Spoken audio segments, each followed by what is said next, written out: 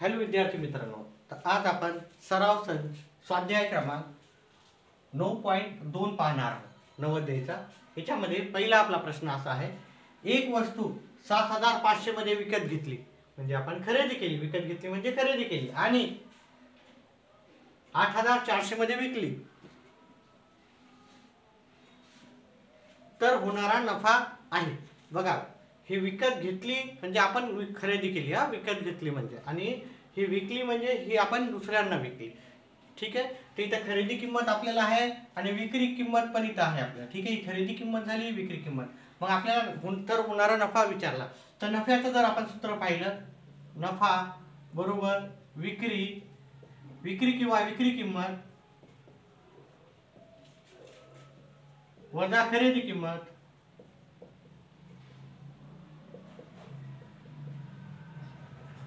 विक्री किंमत आपली है 8400, खरेदी किंमत आहे आपली 7500। त्या दोघांची जर वजाबाकी केली तर आपलं उत्तर येते 900 रुपये। ठीक आहे, तर आपला नफा 900 आहे। इथे तुम्ही जर ऑप्शन पाहिलेले आहेत, आपण पर्याय पाहिले, तर दोन जागी 900 दिले, तर जर असा दिलेला असेल तर दोन्हीपैकी कोणता तरी एक पर्याय आपल्याला टिक मार्क करायचा, दोन्ही करायचे नाही। तर आपल्याला एखाद्या वेळेस परीक्षेमध्ये दोन आहे तर दोन्ही करायचे। दोन केले तर आपला प्रश्न बाद होतो, आपलं उत्तर चुकीचं होते। तर असे दोन जर पर्याय आले तर कोणत्या एका याला आपल्याला गोल करायचं आहे।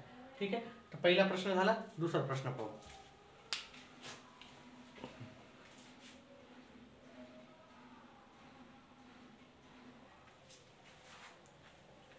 तर आपला पुढील प्रश्न अशा प्रकारे, एका माणसाने एक जुनी सायकल 450 रुपयांना खरेदी केली आणि तिच्या दुरुस्तीवर किती खर्च केला? 50 रुपये। जर त्याने ती सायकल 600 रुपयांना विकली तर त्याला किती नफा झाला?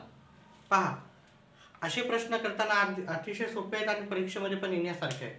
तर आपल्याला इथं कन्फ्यूज होण्याचं काही कारण नाही। इथं खरेदीची किंमत आपल्याला 450 न घेता त्याच्यावर एकूण केलेला खर्च पण आपल्याला खरेदी किमतीमध्येच मिळवावा लागणार, म्हणजे ती आपल्याला सायकल केवढ्याला पडली ते पाहायचं। म्हणजे 400 रुपये आपण ती खरेदी किंमत आहे आणि तिची दुरुस्ती म्हणजे 50 रुपये।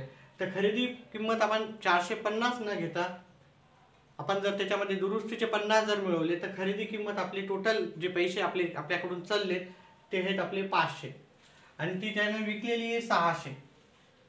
ठीक आहे, तर आपल्याला फक्त खरेदी किंमत 450 घ्यायची नाही, हे समजलं। आणि हे प्रश्न परीक्षेला येण्याची 100% खात्री आहे, म्हणजे येण्याची शक्यता खूप जास्त आहे। 100% जरी नसलं तर हे याचे चान्सेस खूप आहेत। तर हा प्रश्न येणारच असा समजून तुम्ही याच्याकडे लक्ष द्या। खरेदी किंमत आपल्याला 450 नाही घ्यायची, आपल्याला खरेदी किमतीमध्ये हे दुरुस्तीचे पण पैसे टाकायचे। ठीक आहे, म्हणजे आपली खरेदी किंमत किती होणार आहे? खरेदी किंमत आपली जी होणार आहे, खरेदी किंमत म्हणजे 450 आणि हे 50 रुपये दुरुस्तीवरचा खर्च ते पण आपल्याला त्याच्यामध्ये मिळवायचे आहे। ठीक आहे,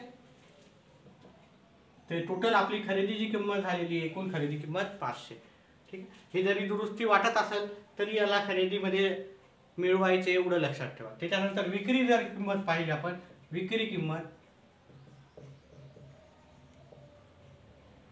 ती झाली 600। पहा, आपले एकूण जाणारे पैसे 450 आणि 50 जाणारे पैसे, हे येणारे पैसे। ठीक आहे, टोटल आपले 500 रुपये गेलेले आहेत। ठीक आहे, आपण खरेदी एवढ्याला केली आणि 50 रुपये आपण त्याच्यावर खर्च केला, म्हणजे आपले टोटल 500 रुपये गेले आणि आपल्याला टोटल येताना 600 रुपये यायले, म्हणजे आपला किती रुपये जास्त यायलेत? आपल्याला 100 रुपये। असं पण एक प्रकारे तुम्ही विचार करू शकता। त्याचं तुम्हाला येणारे पैसे वेगळे करा आणि जाणारे पैसे, तर येणारे पैसे आपल्याला 600, जाणारे आपले 500 आहेत, म्हणजे आपल्याला एकूण जास्त पैसे आलेले आहेत 100, म्हणजे तोच नफा असतो। ठीक आहे, तर म्हणजे नफा बरोबर आपण सूत्र लिहूया, नफा बरोबर येणारे पैसे 600 वजा जाणारे पैसे 500, म्हणजे विक्री किंमत वजा खरेदी किंमत, हे आपलं। ठीक आहे, एखाद्या वेळेस कन्फ्युजन झालं तर आपल्याकडून जेवढे पैसे चालले त्याची एक बेरीज करायची, पैसे जेवढे आले त्याची पण बेरीज करायची, मग आपल्याला किती पैसे आपल्याला जास्त येतात? तर आपल्याला 100 रुपये जास्त येतात। ठीक आहे, तर अशा प्रकारे 100 रुपये पर्याय क्रमांक बी मध्ये ऑप्शन आहे, आपल्याला बी ला टिक करायचं आहे।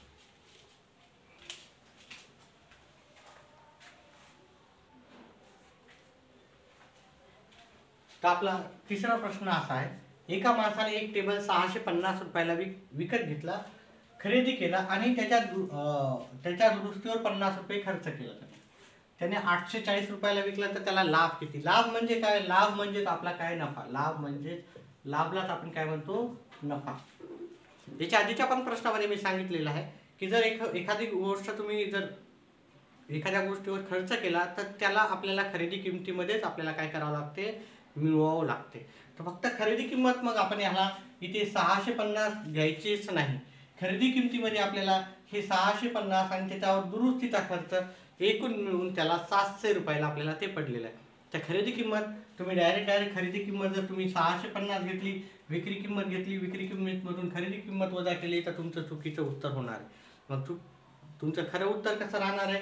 ह्या खरेदी किमतीमध्ये पहा, हे येणारे पैसे 840 आहे. पहा, 840 रुपये यायलेत आपल्याला आणि आपल्याजवळून चालले किती? आपल्याजवळून चालले 650 आणि 50, म्हणजे टोटल 840 आपल्याकडे यायलेत आणि 700 रुपये आपल्याकडून चाललेत.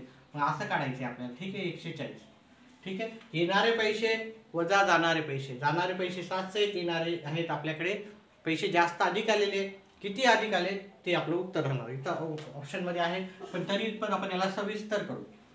खरेदी किंमत प्लस खर्च. आपण इथे आता खर्च पण मिळवू. तर खरेदी किंमत आणि खर्च हे दोन्ही मिळून आपल्या किती होते? 650 प्लस 50, टोटल किती आलेलं आहे आपल्याला? हे 700 रुपये आलेले. आणि जी विक्रीची किंमत आहे, विक्री किंमत ती आपल्याला आहे 840. मग आपला नफा कसा काढू आपण? नफा पहिले विक्रीची किंमत लिहायची 840, त्याच्यातून खरेदी किंमत आणि खर्च ते एकूण किती झालेले आहे? 700, ते वजा करायचं. ठीक आहे, तर आपल्याला टोटल आपल्याला अशा प्रकारे उत्तर भेटेल. हे उत्तर तुम्ही लिहून घ्यायचं, याची प्रॅक्टिस करायची. असा प्रश्न येण्याची जास्तीत जास्त शक्यता आहे, त्याच्यामुळे याच्यावरच जास्त भर द्यायचा. ठीक आहे, हे प्रश्न लिहून घ्या आणि ह्या प्रकारचे जेवढे पण प्रश्न आहेत तुम्ही ते जास्त समजून घ्यायचे आणि त्याचे उत्तर जास्तीत जास्त करायचे. हा प्रश्न येण्याची खात्री 100% आहे. ठीक आहे, लिहून घ्या.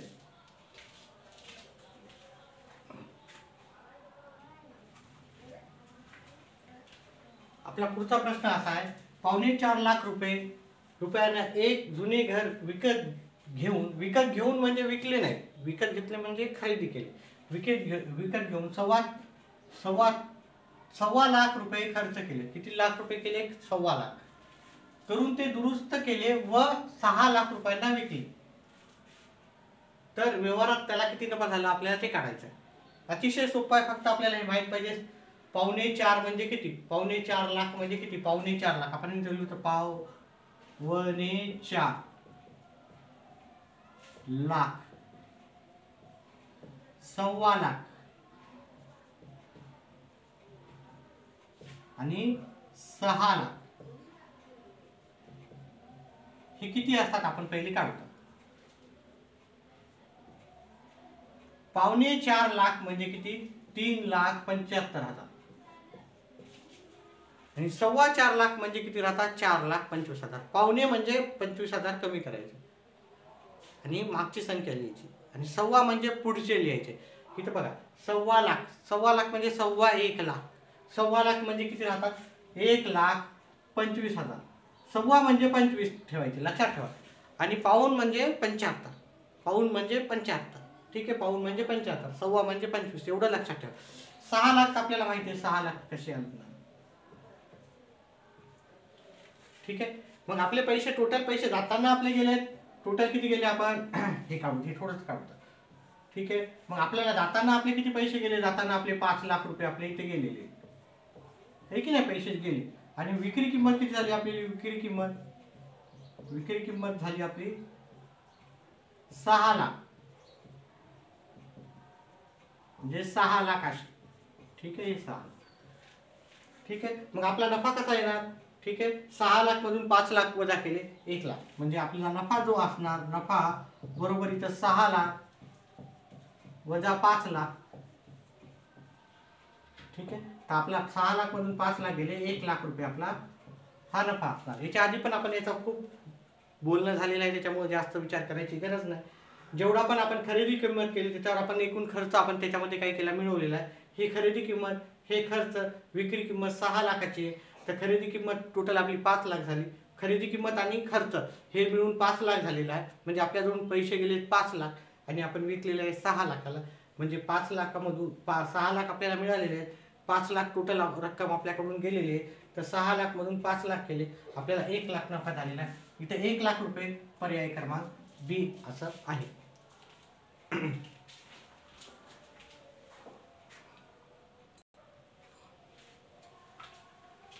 पुढचा प्रश्न आहे, एका माणसाने एक स्कूटर 47,000 ला खरेदी केली व तिच्या दुरुस्तीवर 3,000 खर्च केले. त्याने ती 52,000 ला विकली तर त्याचा नफा किंवा तोटा जे पण झाला ते किती झाला ते आपल्याला सांगायचा. इथे पण त्याच प्रकारचा प्रश्न आहे. खरेदी केली आपण, त्याच्यावर खर्च केला, मग खरेदी किंमत आणि खर्च आपण एकत्र करायचा आहे. विक्री किंमत काढायची आहे. मग नफा काय करायचा, विक्री किंमतीतून खरेदी आणि खर्च वजा करायचा, आपलं उत्तर भेटून जाईल. मग इथं खरेदीची किंमत किती आहे, खरेदी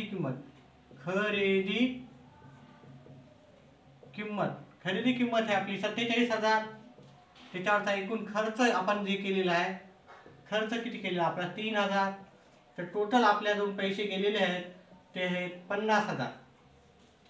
आणि आपण विक्री एवढ्याला केलेली आहे. विक्री किंमत जर आपण काढली, विक्री किंमत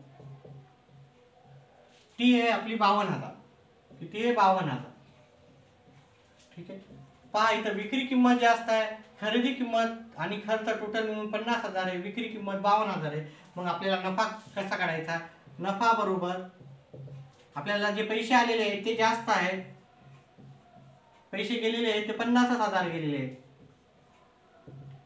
मग आपला नफा किती आहे, 2,000. पुन्हा मी सांगतो की आपल्या इथं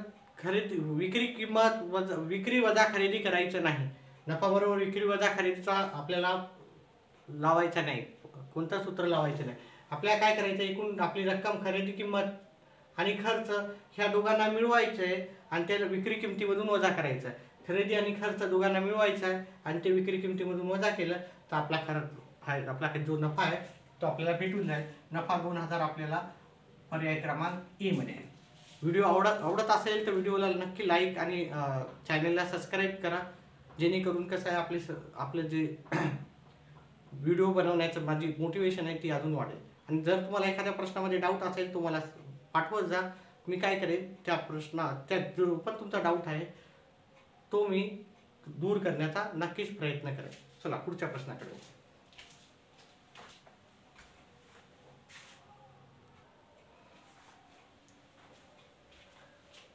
आपला पुढचा 6वा आणि शेवटचा प्रश्न या स्वाध्यायामधला. राहुलने एक जुना दूरचित्रवाणी संच 3,000 ला विकत घेतला. त्याने 300 रुपये खर्च केले आणि त्याने तो संच केवढ्याला विकला, 3,500 ला. तर त्याला झालेला नफा. हा पण आधीच्या प्रश्नासारखाच आहे. म्हणजे आपली एकूण खरेदी किंमत आणि खर्चच काढायचा. आपली ती जाणारी रक्कम आहे, येणारी रक्कम किती आहे, 3,500. दोघातला फरक काढला, आपला नफा भेटून जातो. म्हणजे इथं खरेदी किंमत